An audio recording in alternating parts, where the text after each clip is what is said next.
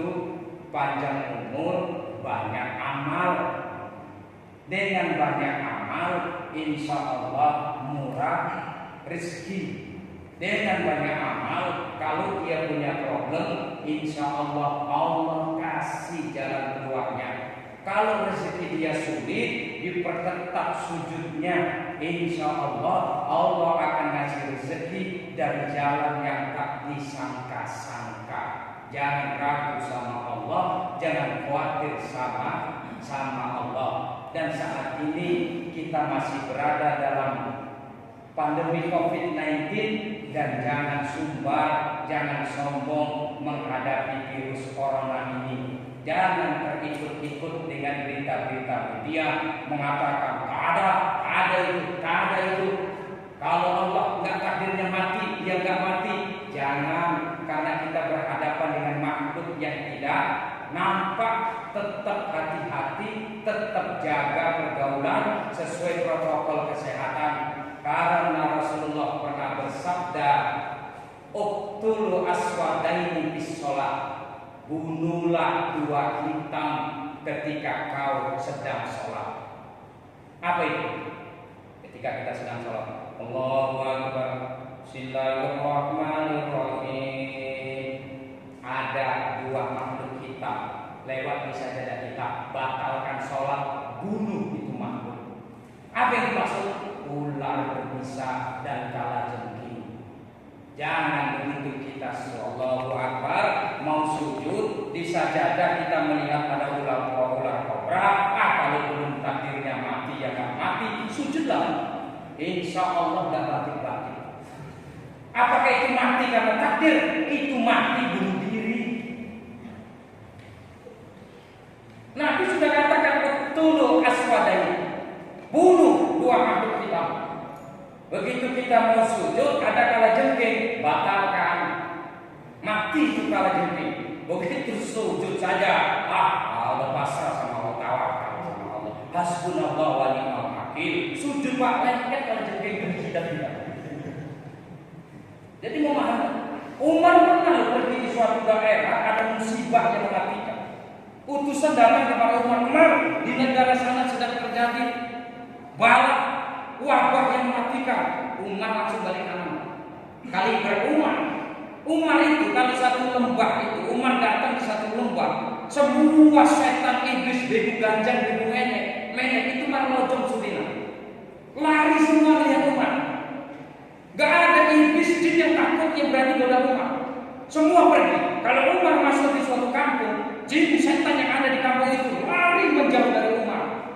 Tetapi begitu Umar dikabarkan ada berita wabah yang mematikan, dia balik lagi. Balik lagi Pak.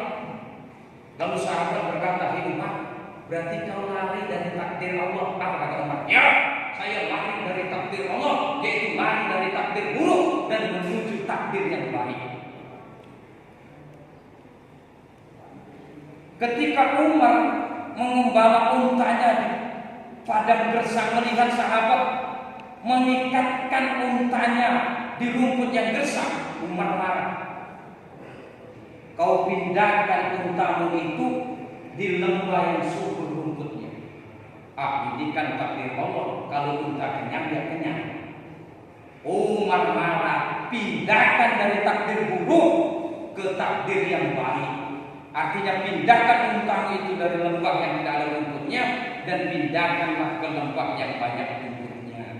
Makanya jangan sombong, banyak belajar zikir. Bila perlu subuh itu pakai beberapa kunut nasilah, ditambah Allahumma dafa'anna wala wala wabah dan sampai akhir untuk agar kita terbebas dari virus corona ini.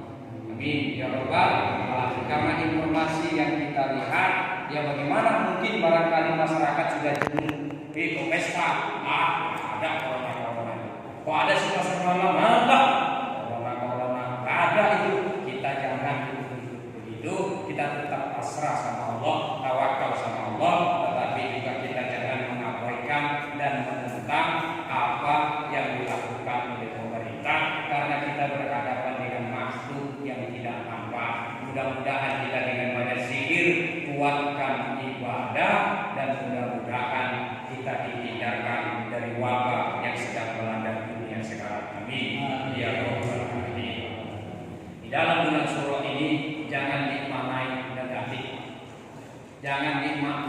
negatif bulan surah ini karena Allah dalam hadis qudsinya itu menjelaskan Dhannu abdi, aku akan mengabulkan prasangka hambaku. Ingat, orang yang mengatakan bulan surah itu banyak ajab, banyak musibah, maka Allah akan kabulkan apa yang menjadi prasangka dia. Yang menyebabkan musibah dan ajab itu satu-satunya yaitu Allah Subhanahu wa ta'ala. Dan penyebab musibah dan bencana itu adalah kemaksiatan dan perbuatan-perbuatan yang dilarang Allah Subhanahu wa ta'ala. Termasuk negeri itu tidak ada yang taat dan patuh kepada Allah. Maka dalam kitab Bulughul Maram Rasulullah pernah ngomong, jikalau ada yang mau menggantikan aku menjadi imam, aku akan keliling kota Madinah dan akan kubakar rumah-rumah orang yang tidak mau sholat ke masjid. Artinya orang yang tidak mau mendirikan sholat, mengaku muslim tapi tidak mau mendirikan sholat, mengaku beriman kepada Allah, beriman kepada Rasul, tetapi tidak mau mendirikan sholat. Dengan hadis yang keras akan kubakar rumah-rumah mereka. Tapi tidak ada yang berani menggantikan Rasulullah menjadi imam sholat jamaah di masjid. Inilah yang harus kita teriakkan terus agar warga kita semua mau mendirikan sholat, sehingga bencana-bencana yang ada di permukaan bumi, terutama yang ada di desa kita, dijauhkan oleh Allah Subhanahu wa ta'ala. Makanya ada tradisi yang bagus sebenarnya, tapi saya sampai hari ini belum dikasih kesempatan Allah untuk datang di acara itu, yang namanya Bersih Desa. Judulnya bagus, seharusnya disitulah kesempatan menyampaikan siapa sebenarnya yang memberi ajab di permukaan bumi ini. Ajab akan turun di permukaan bumi ini tidak lain dan tidak bukan berarti ada warga dan masyarakat. Bila terjadi di negeri ini, terjadi di kampung ini, berarti ada kemaksiatan atau ada hal-hal yang menentang Allah Subhanahu wa ta'ala itu terjadi di sini. Saya pernah meneliti sebuah bentuk. Jikalau di kampung itu ada sering nampak kuntilanak, itu penyebabnya adalah ada orang yang memelihara di kampung itu.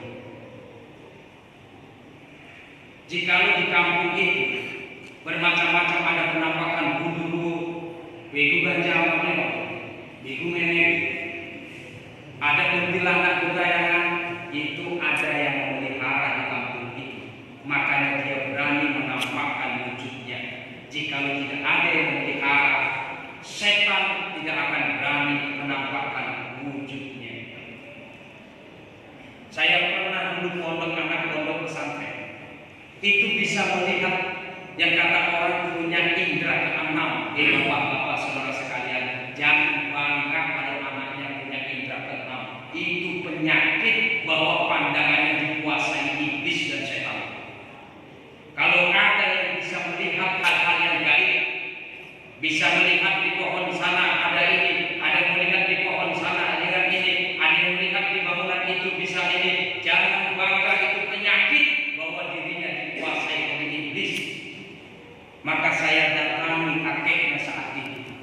Ketika saya diundang-unduri baca doa atas almarhum neneknya yang meninggal, dia berbisik kepada saya, Ustaz, di samping kakek saya ada gadis duduk, mukanya ditutup dengan rambutnya, pakaiannya putih. Saya tanya, masih ada di situ dia? Ada. Saya diisi, setelah itu saya cerita sama kakeknya, saya bicara empat mata, maaf kek, cucu kakek ini sedang dikuasai iblis. Iya Ustaz, dia punya indera keenam. Maaf kek, itu bukan indera keenam, itu penyakit yang harus diobati. Mengapa dia nampak jin di rumah ini? Berarti ada yang memelihara di sini. Rupanya betul lah kakek itu yang melakukan saji-sajian untuk mengundang makhluk halus untuk kegiatan satu budaya menggunakan alat bantu jin. Saya bilang, tinggalkan ini semua, dan ini anak harus menghafal Quran karena dia meruqyah diri. Setelah dia selesai menghafal surah Al-Baqarah, lalu dia selesai menghafal surah jin, lalu tak ada pernah lagi dia bisa memandang jin atau makhluk gaib. Sembuh dan kakeknya pun meninggalkan itu, dan tidak ada lagi pernah terjadi penampakan di kampung itu, sudah tidak ada lagi sampai sekarang. Bahkan ada seorang ibu nonton TV, tiba-tiba ada yang memanggil di luar, dikirai suaminya, sampai di rumah rupanya bumbunya lebat. Kata ibu itu gondoruo. Berarti ada yang melihara. Kalau di konsesi ini ada semacam itu, berarti ada yang memelihara. Ajab itu juga turun, yang menyebabkan ajab itu berarti ada yang melakukan di kampung ini. Oleh karena itu, jangan pernah berprasangka buruk terhadap hari-hari yang Allah ciptakan untuk kita. Ya Allah yu'adzibahum anta fihim. Sedang ketika Nabi Muhammad masih hidup, Allah tidak akan pernah menurunkan musibah dan bencana. Wa makana Allahu mu'adzibahum wa hum yastaghfirun. Dan Allah tidak akan pernah menurunkan azab kalau penduduk kampung itu, kalau penduduk negeri itu cepat tobat dari perbuatan-perbuatan yang dilarang oleh Allah. Istighfar, mohon ampun. Tetapi jika negeri itu banyak masyarakatnya yang maksiat, didiamkan saja. Banyak di kampung itu tidak patuh sama Allah, dibiarkan saja dan dia merasa bersalah. Mudah-mudahan ini saja yang dapat saya sampaikan. Mohon maaf dari saya dapat bisikan dari bang siapa tidak saya sebut namanya. Tolong Ustaz 15 menit saja. Ya, 15 menit pas. Karena mungkin besok mau kerja, mau hal-hal yang lain. Mudah-mudahan pertemuan kita ada berkahnya. Amin. Lain waktu kita jumpa lagi. Saya mohon maaf bawa catatan karena saya orangnya punya kelemahan dalam menghafal. Makanya saya kalau ditanya tiba-tiba itu kadang saya tidak menjawab. Saya harus buka kitab-kitab dulu di rumah. Mudah-mudahan ada manfaatnya dan ilmu saya juga ada manfaatnya, dan mudah-mudahan Muharram ini mendatangkan berkah buat kita semua. Kita menjadi kampung yang diridhoi para rakyat.